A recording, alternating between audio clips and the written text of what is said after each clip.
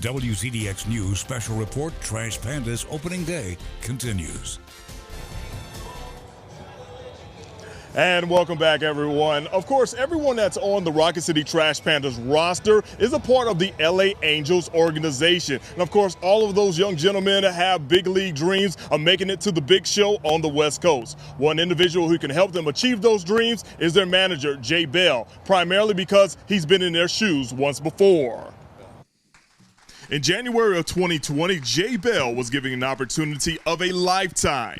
It also happened to be one of his dream jobs, and that's coaching and developing young men into pros. We want to make sure that we develop players. Developing players is extremely important, but I think that you can marry the two. You can marry winning along with development.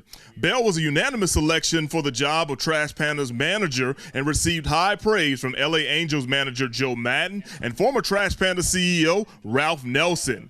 His selection as a manager was made possible because of Bell's willingness to help these minor leaguers blossom. We will do our best to prepare these guys to, if they get called this year to go to Anaheim, that they will be prepared to do whatever Joe wants them to do. And part of that thought process is having that winning mentality.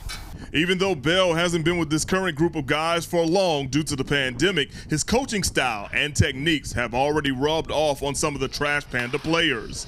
Many of them are grateful of the knowledge they've obtained from a guy who's won a World Series ring. A very successful career, and he knows what he's talking about. So to have somebody like him as a resource, as your manager, he's always open to giving stories, sharing stories, just about his playing days and things that he's learned, you know, funny stories here and there just to kind of lighten the mood. So he's done a really good job as a manager, man. I've heard unbelievable stories and, you know, just his experience and what he brings to this field every day, and being our manager from different perspectives, you know, it's really, really cool getting to play for a guy that has that much service time and that has that much experience just with the game, you know.